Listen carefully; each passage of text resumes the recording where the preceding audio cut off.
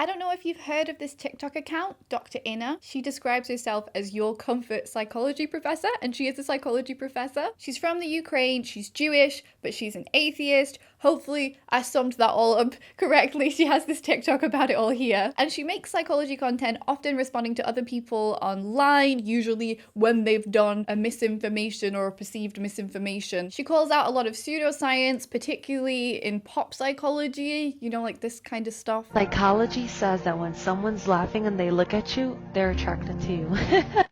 Psychology says no such thing. And don't even get me started on the one where if you dream of someone, that means they're in love with you. How is that supposed to work? And this sort of nonsense too. Hey, did you know that we store trauma, we store anxiety, we store emotions in our hips? Hips? Hips? Is that supposed to be short for hippocampus? That's not to say that it doesn't affect your body. It absolutely does. It's just not where it's stored. She's known for being pretty opinionated and blunt, some might say condescending. We'll come back to her tone later in the video. She's not a huge fan of tone policing. But she also sometimes responds to misinformation in the ADHD and autistic communities too. In the comments of this video, quite a few people say they want ADHD because they want to be smarter. I hate to burst your bubble, but ADHD does not make you smarter. I agree with this TikTok she made, for example, where she speaks out against retrospectively diagnosing historical figures. Hey, did you know that so many important historical figures had ADHD? No, I really don't know that. They did. Einstein and Van Gogh and Fitzgerald and Lincoln all had ADHD. Ah, yes, retrospective diagnosis. Retrospective diagnosis is a questionable practice when we look at the history of somebody who is no longer with us and try to diagnose them with a condition. We don't actually know enough about them to be able to do that. Someone commented, Van Gogh, the catch-all of every retrospective diagnosis. I do feel like I see him on way too many listicles. Maybe he did have a lot of stuff going on. That's fine.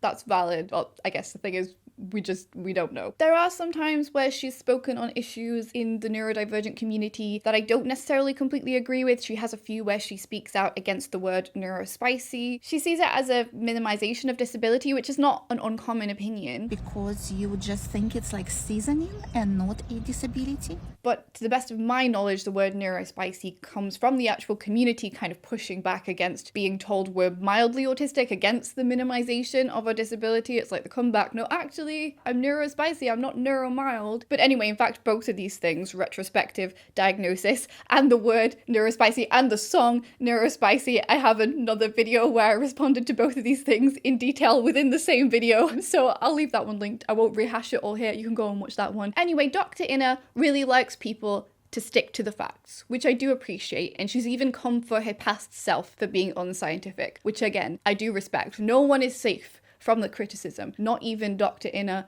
herself. But anyway, I found myself scrolling down Dr. Inna's feed and I came across a very familiar face. It was like I did a double take because there was Taylor from Mom on the Spectrum. And I was like, what's Taylor doing here? So Taylor is obviously another autistic creator, mainly here on YouTube, but she has expanded onto the TikToks. Taylor's been a huge part of my own journey and my own integration into the autistic community. I've spoken to her a couple of times. She is lovely. She's just as lovely, like kind of behind the scenes. And I don't know how to measure it scientifically exactly, but I'm sure if we could find a way, we would find that Taylor has had a very positive impact on the autistic community, particularly on late diagnosed autistic individuals. So when I saw her there, I was like, what the hell? What could Taylor have done in Dr. Inna's mind? So I suppose what I'm revealing here is I'm probably a bit biased because I do really like Taylor. But I thought we could watch this TikTok together, see why Dr. Inna wasn't super impressed with it, see why she often takes issue with neurodivergent creators in general, whether I think she might take issue with me and my own ethical conundrums I have with making content sometimes. But before we go any further, Dr. Inna can speak more than one language, which I think is super impressive, and I would very much like to do the same. Do you like that segue into Babbel being the sponsor of today's video? Because Babbel are the sponsor of today's video. Babbel is one of the top language learning apps in the world. I have been learning Polish with them since the end of last year. As I've said so many times before, I really admire people who are fluent in multiple languages, including Dr. Inna. I'm pretty sure she speaks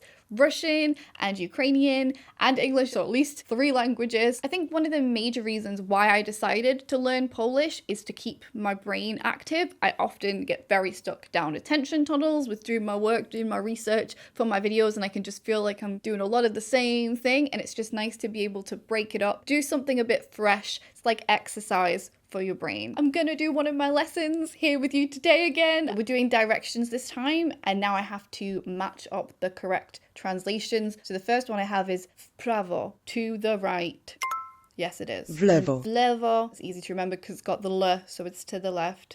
Blisko. Blisko. That's near, nearby. And then the only one left. Prosto. Prosto. Straight ahead. Yeah, we did it. We did it. I mean, I can't even do directions in English if someone was giving me directions or asked me to give them directions. Well, maybe I could do it in Polish now. Yay! My lovely Polish viewers are always very kind to me. Thank you very much. You can always give me tips. Feel free.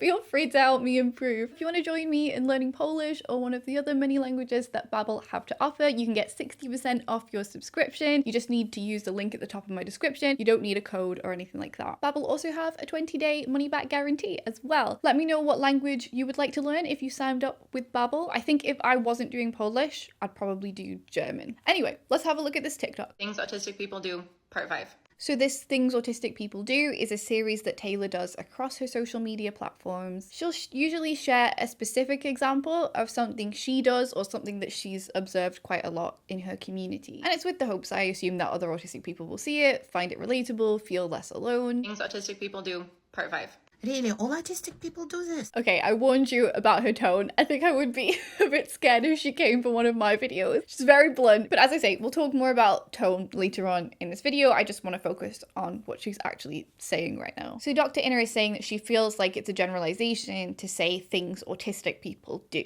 Really, all autistic people do this? Okay, and quick disclaimer because it's the internet and it's 2024. Not all autistic people do these things in these videos. Ah, yes, a disclaimer, because it's 2024 and not for any other reason than this is just what you do. So what Dr. Inner is saying is that the fact that it's 2024, the year is irrelevant. The disclaimer is always necessary if you're calling it things autistic people do, because we know all autistic people are different. You've met one autistic person, you've met one autistic person. But I think what Taylor meant when she said because it's 2024 is not necessarily that the year has any significance, but just that there is quite a culture of people nitpicking online, of catching people out, of finding things that people, in your opinion, have done wrong. And it can often seem, like people quite enjoy doing this and quite enjoy taking the moral high ground. As a creator, I think it can feel sometimes like you need to make constant disclaimers and constant clarifications. And then still some people will miss or ignore those disclaimers altogether. It's just a fact that you're always going to get criticism when you put yourself out there, and you're also going to be misunderstood by people for sure. Maybe it's quite easy to forget sometimes that your video will probably, be popping up on feeds way outside your usual core community, the people who are very familiar with your back catalogue of content, with your opinions. People who've,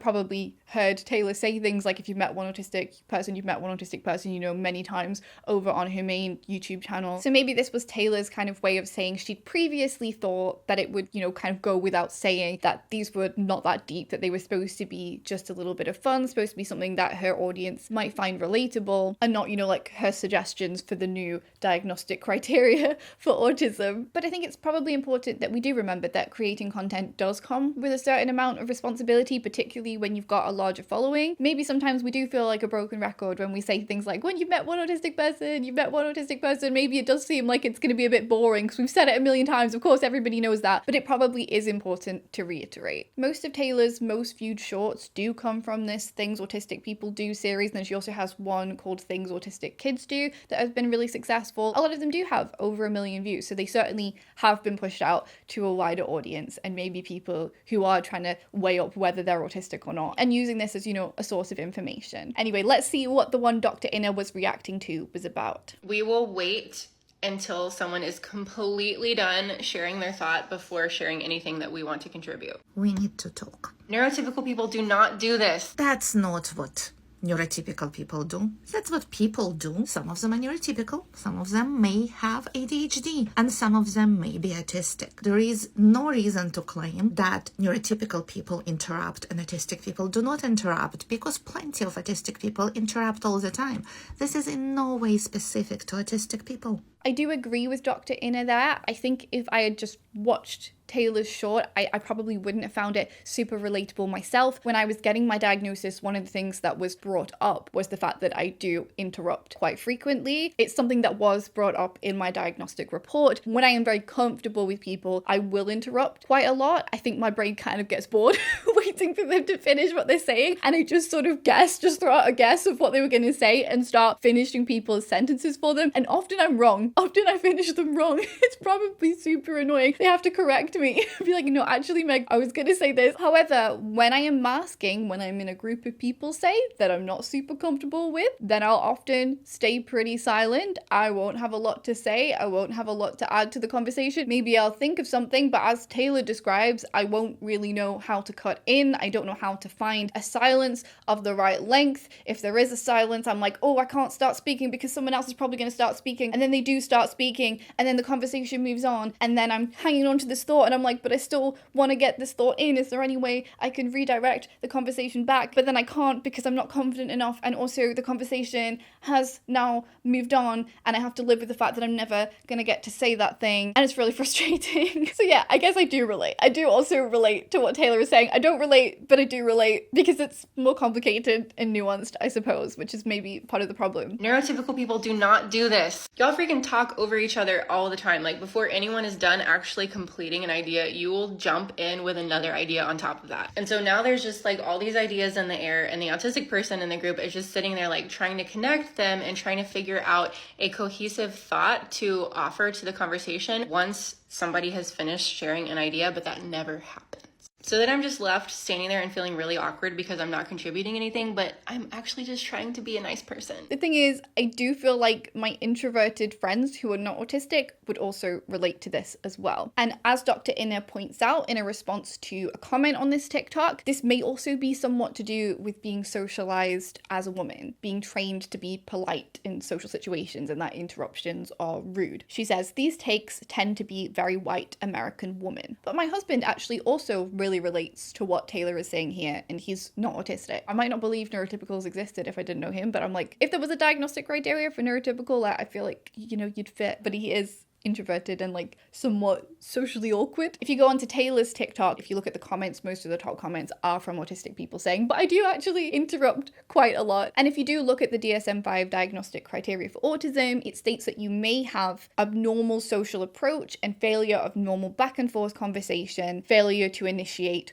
or respond to social interactions. So I feel like struggling with that back and forth could absolutely be holding back, not knowing where to slot in, becoming overwhelmed because everyone is talking a lot, as Taylor describes here, or it could also be interrupting inappropriately as well. Dr. Inner then reacts to another one of these little episodes from Taylor. We hate our hands getting wet or sticky or icky or gooey or messy at all. I mean, yes, I agree. I was painfully obsessed with being clean as a child. I went through phases of very obsessive hand washing, of making sure people in my life were washing their hands before they touched anything of mine. I want to see that you've washed your hands. It was quite intense. I was terrified of getting a single speck of mud on me. I feel like I can remember just lying awake, not being able to sleep, and just thinking about the idea of getting mud in my hair and how hideous that would be. Like, the idea of getting anything in my hair was just a huge, basically, phobia of mine. It was very distressing to me, particularly, I'd say, between the ages of like 7 and 12.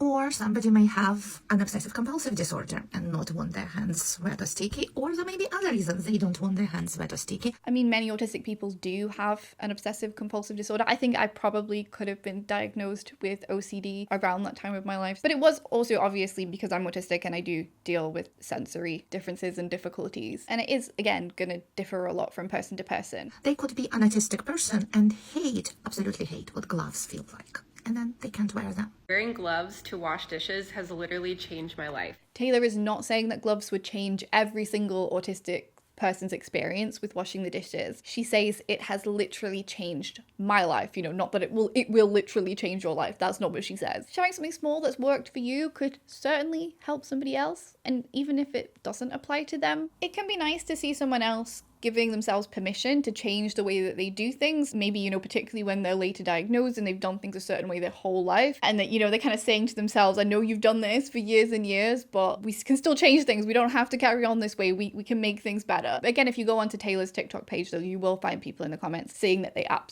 can't wear gloves. Sensory likes and dislikes are super subjective. Again, it's a spectrum. That's another thing that we probably feel like a broken record saying, you know, like, it's a spectrum. But I think when you know so much about a topic, you start to maybe feel like certain things go without saying, and I'm starting to feel a bit like that, like I'm struggling to see myself from an outside perspective. Like, what do most people know? Because to me, it seems like things like hand flapping, that's an obvious autistic trait, you know, that's a stereotype of autism at this point. But it's like, I didn't realize until like a couple of years before I got my diagnosis that hand flapping was an autism thing I went for most of my life, you know, not having a clue why I flapped my hands. You know, if I'd known it was an autism thing, I would have realized I was autistic sooner. Yeah, it's difficult when you spend your whole day researching and reading about autism, as I'm sure probably Taylor spends a lot of her time doing, and I also do as well. It can kind of just be like, well, duh, obviously. And then you start throwing out words like stimming, and then you forget, like, most people have no idea what stimming means. Yeah, again, I guess we have to reiterate, sorry if you get bored of me saying the same thing, but, you know, you never know. It could be someone's first time on my channel, so have to be careful. Until the average person actually knows something about autism, we have to keep on hammering it home. This is an example for why using your own personal experience to generalize to what people in a particular category to which you may belong do is not a good idea. And yes, some people may find this relatable. Some people with a specific condition or issue, diagnosis, identity may find this relatable, but not all people. And a lot of people who don't have condition, diagnosis, or issue or identity are not going to find this relatable. I think she means here that people who don't have it might find it relatable. Which makes sense, right? But hear me out. Stop making listicles. Taylor has responded to this feedback. I'm not sure if she saw this video from Dr. Inna, but she's changed the format in general to some autistic people, things some autistic people do, which I think is great. Again, I do think we have a certain responsibility, particularly seeing as our target audience is autistic people, some of whom may be, you know, more literal thinkers. It's just kind of, I guess, an accommodation to make when we're making our content, to be more direct, to be more clear in our communication to the best of our ability. I'm not saying that I'm always perfect, but, you know, it's something to always be striving to be better at. Like, what if an autistic person sees the title, Things Autistic People Do, and then they watch the TikTok and they're like, oh my gosh, that's not me, I interrupt all of the time, and then they start to believe that they're not actually autistic, or they start to feel a lot of imposter syndrome. We also probably don't want every random person on TikTok panicking and thinking that they're neurodivergent. So we probably should stress sometimes that, oh, neurotypical people can do this too, particularly as TikTok does have a younger demographic. It's probably good to add, you know, neurotypical people might do this too, rather than definitively saying neurotypical people don't do this. Neurotypical people do not do this. Anyway, I think, of course, Taylor's intentions are very, very good. I think the short series was intended to be pretty lighthearted. I mean, this was part 1 of the series. Welcome to part 1 of my series, Things Autistic People Do. We get really excited when our clothes have secret thumb holes. It's such a cute video. I love that one. Do you know what we do? And we love pockets as well. That's a generalization, of course. Maybe some of us have sensory issues and would absolutely hate the thumb holes. To be honest, do I have anything with thumb holes? I don't think I do. But you know what? Maybe my life would be better if I did. As I say, I think the target audience she was imagining when she was making these TikToks was people who already know they're autistic, they're already familiar with the diagnostic criteria. It's kind of more like sharing observations with friends, I think. But then it ended up being super, super popular, and probably because it was titled Things Autistic People Do, and it probably did draw in people who were like, I wonder if I could be autistic, whether they're actually seriously, you know, researching and on the path to diagnosis, or whether they were just, you know, casually scrolling TikTok and they were like, let's see if I do this, wonder if I could be autistic. I think this new disclaimer of some autistic people is a great idea. Adding things like, you might do this, or I do this, I wonder if anyone else does this too, and using reputable sources to back up what you're saying. Like, oh, I found this study that talks about when autistic people are masking, we're actually a lot less likely to interrupt. Isn't that interesting? And this stuff is, you know, doesn't just apply to Taylor, it applies to all autistic content creators. It feels a bit weird to be like zoning in on Taylor, mom on the spectrum. Last week I was literally responding to flipping fake disorder cringe where people are full on bullying autistic people online. Like, you know, I don't know, it feels a bit like maybe we have bigger problems, but at the same time we could probably all always do a little better. And I find this, you know, interesting for my own purposes, and, you know, trying to be ethical, I suppose, about how I put information out online. Because when I hear Dr. Inna say stop making listicles at the end there, I have a little inner internal crisis, I'm not gonna lie. Stop making listicles. But when my most viewed video was really picked up by the algorithm, it has over 1 million views, and it really got pushed out in a way that I was just not used to, was not expecting at all. I definitely did wake up in little panics in the middle of the night. I was like, what am I doing? I'm not a medical professional. And even though I could do make that clear in the video, I also note that I am not a medical professional. I am just an autistic person, an officially diagnosed autistic person. I was still having an internal crisis. Like, is this really my place? But the reason why I started this channel was because videos, you know, like these traits videos, these listicles, you know, it completely changed my life. I found people describing my life, people on the other side of the world, obviously not exactly my life, but like, you know, something very, very similar to my life experience. And then it led me on this pathway to actually getting a diagnosis. So I don't know, it's tricky for me because yeah, I made this channel to make content like that and to return the favor and to help other people figure it out. I wish I had found out that I was autistic 10 years earlier, and I really do want to help other people with that. It's just there is maybe like a nagging feeling of like, is this really your place, you know? And yes, as an aside, always remember that I am not a medical professional. Taylor is not a medical professional. Dr. Inna is not a medical professional. She's a psychology professor. There is obviously going to be a ceiling on how much any of us can help you and how qualified any of us are to help you, no matter how much, you know, a lot of us would genuinely want to and feel like we wish we could do more. And I am studying a psychology degree. If I did want to become a clinical psychologist, it would be the very first stepping stone on that journey, but it is the very first step. After I finish this degree, when I eventually finish one day, I'm still useless, basically at the end of it. So I don't know, keep that in mind. Check my sources. I always try and link my sources in the description. Take everything that I say and any other person online with a pinch of salt. So from that clip of Dr. Inna, you may make a few assumptions. I certainly did. You might assume that she's a neurotypical person herself. You might assume that she's completely against self-diagnosis and that she's completely against neurodivergent people sharing their lived experience online. But none of that is true, actually. She has an ADHD diagnosis that she's very open about. She has this beautiful rainbow butterfly ADHD dress, which I'm quite jealous of. I just love her quirky dress sense in general, and I must say it's lovely to see that from an older woman. I don't know, it makes me feel like, you know, 15-20 years time I can still get away with my weird sense of style. It makes me feel happy. I can still be wearing the cherry earrings and the cherry shirt. It's all good. Oh, you like my dress? Thanks. It has pockets. She's also spoken out against people online who try to claim neurodivergent people are faking, which I really appreciate. So it is very unwise and harmful to go around calling people posers and accusing people of faking or pretending to have a condition. If people are identifying symptoms and signs themselves, even if they're coming up with incorrect diagnosis, which does happen, they're doing this because something is wrong. Doesn't mean that they're faking. That is not what faking is. There is no reason for people to be faking these things unless something is actually wrong. She doesn't think self-diagnosis is completely invalid, actually. She just thinks people should be aware of the actual diagnostic criteria and shouldn't diagnose themselves based on one TikTok, which is fair. Are you worried about your mental health, but also think that self-diagnosis is always wrong?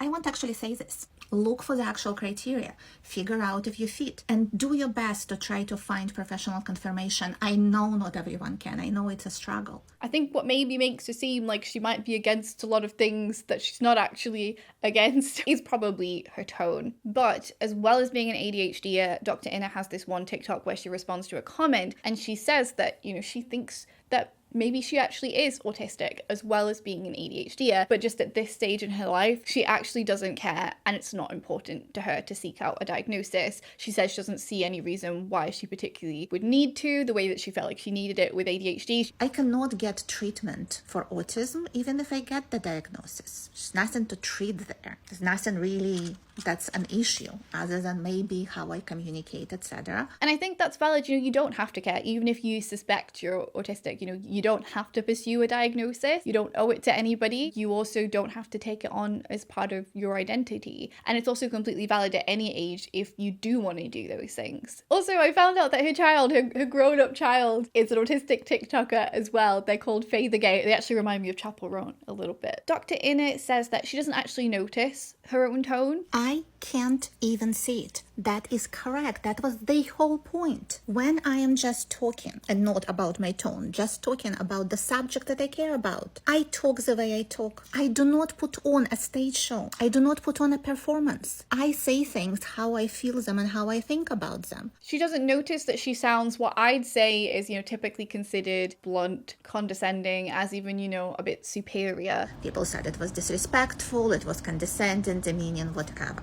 And if she's autistic, that could explain that. My mum is constantly kind of flagging up my tone and telling me that I speak to her in a way that suggests I think she's stupid or something like that. And I don't know why, and I don't know how to stop my words from coming out the way that they come out because I am so comfortable and so unmasked around her. So I don't know what someone like Dr. Inna does because it doesn't feel like it is necessarily something that you can control. I speak how I speak for a whole number of reasons. Before I actually sat down to start scripting this video and I'd just been watching through some of her content, I thought in this section I might be, going on a long spiel about how I feel like if Dr. Inna does want to disseminate information online, if she wants to kind of appeal to as wide an audience as possible, maybe change minds, maybe not just appeal to people who already agree with her and share the same opinions, that maybe it might be more effective if she, softened things a little bit, mitigated a little bit, like people always say, if you're giving criticism, maybe you should, give some compliments, dress it up, and people are maybe a bit more likely to take it on. And, it probably is true to some extent. It will affect how you're perceived. I don't think Dr. Inna necessarily particularly cares about that and cares about being everyone's cup of tea. And if you don't like what it sounds like, the best option, really the only reasonable option, is to get off my page. I do not need followers who don't understand me and who don't want to make an effort to. It is her content. She can communicate however she wants to. And I have absolutely no way to measure how her tone affects the way her content is received and how it affects the impact that she has. But I do think I certainly got the wrong first impression. I misunderstood her when I started watching her content. It took me a while to get her, which might be a cultural difference. Dr. Inna has a few TikToks where she explains kind of, why she is the way she is and why she maybe comes across the way that she does. Growing up in the Ukraine, there wasn't so much of an emphasis on women, being polite and mitigating what they're saying. Like, it was okay to be a bit more direct, and also that she was quite shy growing up and her mother kind of taught her to be a little bit more direct. That is it. Where I come from, there is no cultural expectation that women have to always be nice, that we have to speak softly, that we shouldn't appear too confident because that may make people uncomfortable. We're taught to speak straight. We're taught to express the truth the way we see the truth. Sometimes you get in trouble for doing that over there, but you know what? That's how I am. I am not putting on a tone. I am speaking the way I would speak if I was speaking to you in person. And if I'm using my hands, I am not being aggressive. I am being expressive. This is also cultural. This is perhaps something that Americans need to understand more, that not everybody expresses themselves the same way. People have different ways of communicating, and you don't need to put your assumptions on other people. And something about me really respects the way she is so firm and self-confident, despite the fact that she knows she's going to get comments calling her a Karen and all that kind of stuff. How dare I be a middle-aged woman and still think I have something to say? How dare I be confident in my knowledge and experience? I'll just go eat myself now, yes? It can be incredibly frustrating when you're making a valid point and somebody won't listen because you're saying it in the wrong way, which is probably something a lot of autistic people have experienced. This person in a Medium article said, tone policing is boring. If somebody is delivering points in a way you don't like, it doesn't make their points invalid. It just means you do not like the delivery. Big deal. Get over it and deal with it. And part of me wants to say, like, but what if people can't get over it and it means that they don't listen properly to you and you're actually, making a really great point about misinformation on TikTok, and now like half the people who watch it are not actually going to take it in. And there is also hurt feelings. That is also a thing. How much do hurt feelings matter? I know Taylor's not made of glass and I'm sure she's used to it. It is the internet and it is 2024. I'm sure she gets stuff, all the time. But I do really appreciate it when people do try and be empathetic and kind when they respond to things. A bit more demure, a bit more mindful. That's a TikTok reference. I'm very cute with it, but I'm very mindful with it, very respectful with it. I don't know, but maybe that's my own people-pleasing stuff that I need to get over. Do I just have a problem with assertive women because of the way that I was brought up? I don't know. Is bluntness always rude? That's an interesting one. Maybe that's something I can talk about in the future a little bit more. Someone on Reddit did this post of like bluntness is always rude, change my mind. And then somebody in the comments said that you can be blunt while being respectful. And you know what? I can kind of see that. Like, Dr. Inna wasn't there making personal comments about, oh, and your top looks weird or something like that. You know, people sometimes do when they're responding to things on YouTube, they kind of like, you know, mock the person. Maybe we could have left the sarcasm though. Really, all autistic people do this? You'll have to let me know what you think. Anyway, tone policing usually applies when people kind of ignore the substance of what someone is saying and, you know, just focusing on the tone. Hopefully we have focused on the substance in this video as well. We haven't been tone policing Dr. Inna for the last half an hour or however long this ends up being. Another assumption that you might make from watching Dr. Inna's content is that she's completely against neurodivergent people sharing lived experience, that maybe it should just be left up to the medical professionals, but she actually shares lived experience content herself. A while ago, someone tagged me in, is it difficult for people with ADHD to form habits? And while there is science to that, I'm not gonna do science. I'm just gonna tell you that I have just washed my hair with shower gel because it was new. So there is that. But she's just always very careful to make it clear, you know, that it is her lived experience, but she has content about being an ADHD professor and how that affects her. She also has a TikTok where she responds to somebody who's kind of saying, don't make ADHD content on TikTok. Why people shouldn't post about ADHD on TikTok. Maybe you shouldn't make content about ADHD on TikTok, and some other people maybe shouldn't, but I am not going to agree that nobody should. Because while of course there is a lot of misinformation about ADHD on TikTok, there are also useful applications. This study took the top 100 TikToks with hashtag ADHD, had a licensed psychiatrist and psychiatry resident independently assess them. If you look closely at the article that you've shared, you will see that a lot of people who talk about ADHD who aren't professionals, and sometimes people who are professionals too, share a lot of personal experience. And it's a personal experience that is really important in creating community. And she comes to the conclusion, as she says, that we shouldn't throw the baby out with the bathwater. Just because some lived experience content is overgeneralized doesn't mean that we have to burn it all. I do think it is important for all of us autistic creators, particularly with it being a spectrum, with autistic people being so different from each other. It's important for us to remember that, you know, we're not the most autistic to ever autistic. We are autistic, but we're not the only autistic person. And while like a lot of us are, you know, very excited, still on our own journey, absolutely we can share, you know, things that we've discovered about ourselves. We should also be aware that another person could be diagnosed autistic and, you know, be the exact opposite, have the exact opposite trait. It often is that way. I found a similar study about autism content over on TikTok, and at first glance it looks pretty damning. Over 40% of the content was classed as inaccurate, and a further 32% was classed as overgeneralized. But as part of the inclusion criteria, they actually removed TikToks that were personal experience, so they were only focusing on informative TikToks. When they were discussing the personal experience videos, which they excluded from the study, they concluded the majority of popular videos associated with the autism hashtag was coded as personal experience. These videos anecdotally document the lives of autistic people and their families without the claim of disseminating knowledge on autism as a condition in general, pointing to the unprecedented opportunity offered by TikTok to create a content space where autistic individuals and family members can share their personal experiences. These videos should be analysed in future research to examine their public health impact, including the potential to reduce stigma and inform professionals and practitioners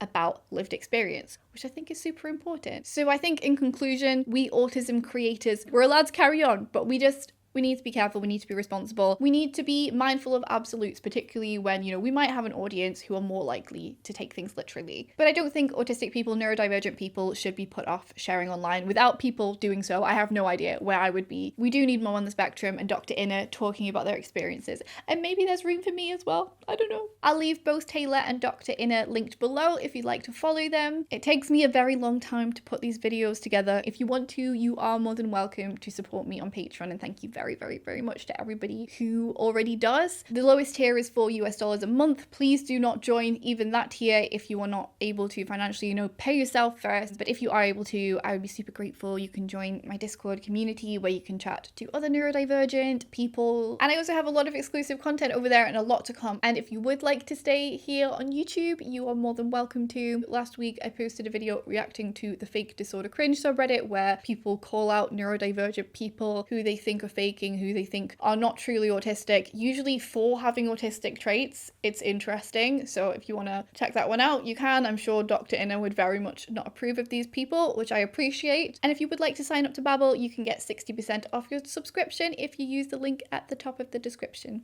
Thank you very much for watching. I'll see you in my next video very soon. Bye.